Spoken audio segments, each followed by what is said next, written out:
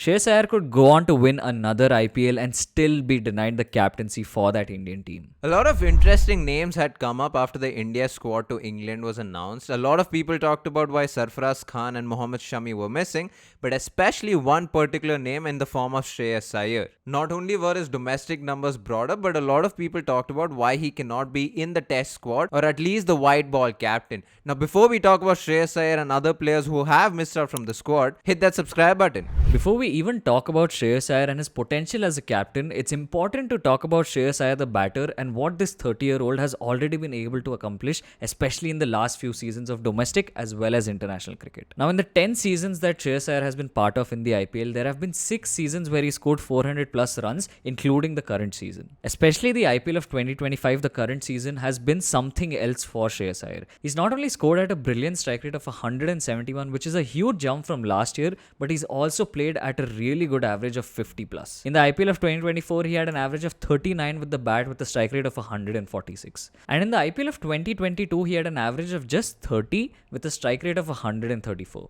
Clearly, we can see that there has been a drastic improvement, especially in Shreyas Iyer's ability to strike the ball. But not only that, he's also become a lot more consistent. And as the added responsibility of captaincy comes, he's also blossomed through these seasons. This is also evident in the domestic circuit in playing T20 games, where in the Syed Mushtaq Ali tournament in 2022, Shreyas Iyer had a pretty average season with an average of just 28 and striking at 134. Come the 24-25 season, it was clear that Shreyas had worked on not only his batting but also the intent to score runs, because not only did he score at a really good average of 49, but he also struck at 188, which was one of the best strike rates in that tournament. Was Shreyas Iyer the only person who missed out from the India squad, or have you missed out from choosing the best and the smartest Wi-Fi out there?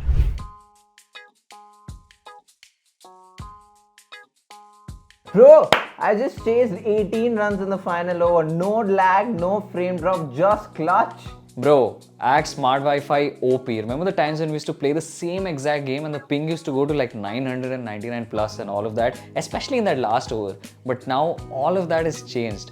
Axe AI powered OS, Axe Zippy is here, guys. Axe Zippy has now changed that it senses what's happening. If I'm gaming, it sends max power here. Others can scroll reels in peace. And what's even better is I can look at Wi-Fi logistics of each of my devices connected to Axe Zippy. This allows me to let Axe Zippy know which device to prioritize and so much more.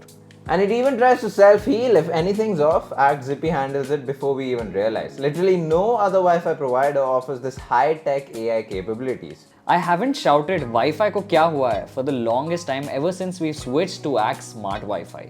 And honestly, that's a big win for us. You also deserve a smart Wi-Fi. Get yours now like we did. Go down to our description and learn more about Axe Smart Wi-Fi. Looking at his T20 numbers and his recent form, a lot of people have talked about Shreyas Iyer, the potential Indian captain. And this is where we get into what Shreyas Iyer, the T20 captain, has done. For someone who's captained at least 50 matches in the IPL, Shreyas Iyer is second on the list in terms of win percentages. He's captained 84 matches and has a win percentage of 58.3%. And not just this, Shreyas Iyer has captained 3 franchisees, has qualified to the qualifying rounds in all 3 of these franchisees, and with each of these teams he's finished top 2 on the points table by the end of the season. For someone who took the Delhi Capitals for the first time in an IPL final in 2020, he also won a title for the KKR in the 2024 season. But make no mistake, his captaincy accolades don't start or finish in the IPL alone, because he is also the captain in the T20 format in the domestic circuit for Mumbai, and in the 24-25 season he led Mumbai to become the tournament winners in the Syed Mushtaq Ali Trophy.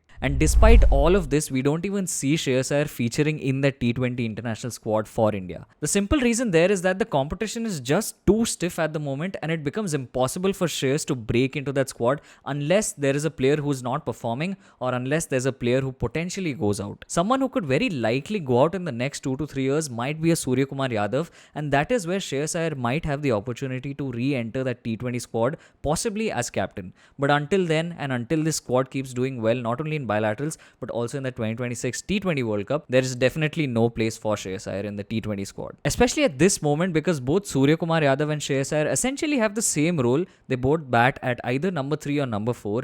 They've both been leaders for their teams. And not only this, but the batters around them are also extremely secure in their positions. Not only that, but with Tilak Verma performing extremely well, Hardik Pandya to come in after Suryakumar Yadav, and also the competition around the players who are not even a part of the squad, talks of KL Rahul potentially making a comeback, all of these factors make it extremely tough for Shreyas to warrant a comeback into that T20 squad. Let's go from the shortest format to the longest format, especially because after the India squad to England was announced, a lot of people asked why Shreyas Iyer is missing and if he can find a place in the Test squad. Especially because he had a spectacular Ranji season this time around. He played 5 matches, scoring 480 runs with an average of 68 with 200s in the tournament. This comes after him being dropped in the middle of the England series at home, him being removed from the contracts of BCCI, and then him going back to domestic circuit and playing the Ranji Trophy. Something to keep in mind is, sure, he did have a fantastic Ranji Trophy, but until that point, he wasn't scoring a lot of runs, because just before that, just before the Border Gavaskar Trophy, there was a Dilip Trophy tournament where he was throwing his bat around and throwing his wickets away. He played 3 matches, scoring 154 runs with an average of just 25. He of course had 250s, but with an average of 25, you're nowhere close to the red ball format. Since January 2022, Shreyas Iyer has played 12 test matches and he's not really been able to score a lot of runs. He scored 609 runs at an average of 33 with just 450s in this period.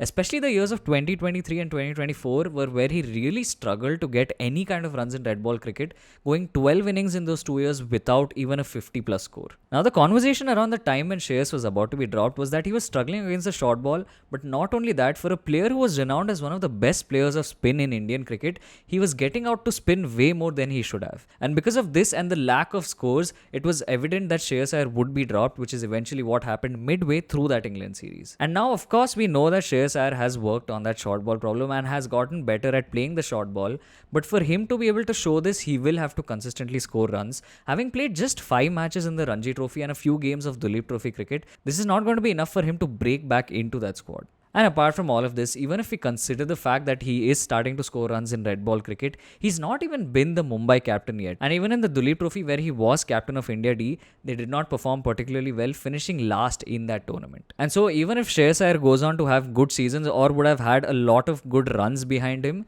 for him to still break it back into the test squad is going to be extremely tough. From there, let alone being the captain of India, that is something that will only happen when he can break back into that test squad. Going from these two formats to the format that according to us is his best is the 50 over format. Not only did he score a lot of runs this season in the Ranji Trophy, he also had an outstanding Vijay Hazare Trophy, where he played 5 matches, getting out just once. He scored a total of 325 runs with an average of 325, scoring 200s. And it's not just this, right? Shreyas Iyer at this moment is the most underrated ODI batter out there, because since Jan 2022 for the Indian team, he was the second highest run scorer. He played 48 matches with an average of 50 and a strike rate close to 100. For a batter coming in at number 4, these are incredibly consistent numbers. He had 400s and 1450s in this period too. And with Shreyas Iyer, if you ask all of us, this is probably the one format where it's very likely that he would be the captain. Except you have Shubman Gill and you also have Rohit Sharma.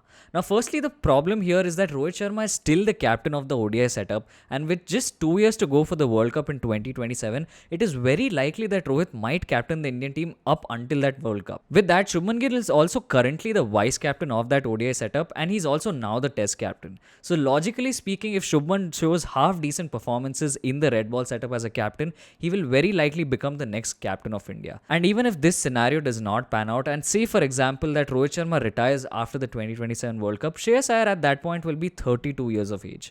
From there, the next World Cup will be 4 years away when Shreyas Iyer will be 36. Will the Indian team management and the selectors at that point be willing to give Shreyas Iyer the captaincy, and will he be able to stay as consistent up until that point as a batter are yet to be seen. And hypothetically speaking, if we end up in a scenario where Rohit decides to retire from the ODI setup as well before the 2027 World Cup, then it's very likely that Gill might become the captain, but in that case, Shreyas Iyer should at least be given the vice captaincy. And this is where we come to the second most talked about person after the India-England squad was announced, and that's Sarfaraz Khan. He should be considered unlucky because after 54 first-class games with an average of 65, someone who has 1600s and 1450s, he should have ideally been an automatic pick for the Indian team. But in the 6 matches that he played for India at home, he only averages 37 with 100 and 350s under him. For someone who debuted against England, played 5 innings in which he had 350s, he was then picked for the New Zealand series at home, he did have a score of 150, but even then, by the end of that series, he only had an average of 28. After which he was of course picked for the Border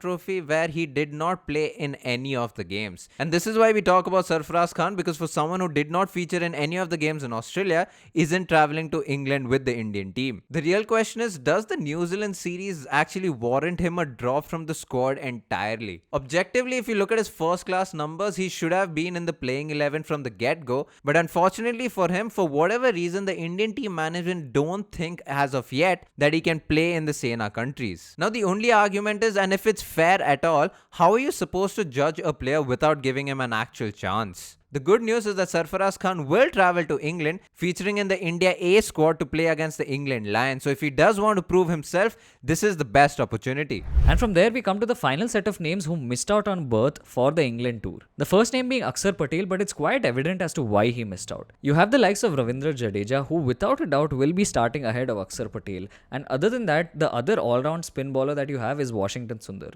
Now we did see both Sundar and Jadeja feature on that Australian tour and also do relatively alright with the ball as well as the bat. And because of this, it becomes tough for Axar Patel to make a spot for himself in that squad, because England is a place where seamers are preferred and spinners are going to be a rarity anyways. As for Mohammad Shami, it's fairly straightforward, right? Despite him having returned from injury, the fact of the matter is that he does not have enough overs under his belt. And the Indian selectors and the team management would have felt that he might be a liability in England because he won't be able to be used in those long spells. And for this reason, Mohammad Shami is missing out. Also because we have enough pacers to come in as backup. Lastly, with Devdutt Padikkal, we already know the fact that he's injured. He got injured during the IPL, and so he will not be featuring in that England. Now this has been our video on Shreyas Iyer and another couple of players who missed out from the India squad going to England. If you made it this far, like, share and subscribe, all that good stuff. And if you want to learn more about Axar Smart Wi-Fi, go down to our description, click on the link and learn more. Thank you so much for watching. Peace.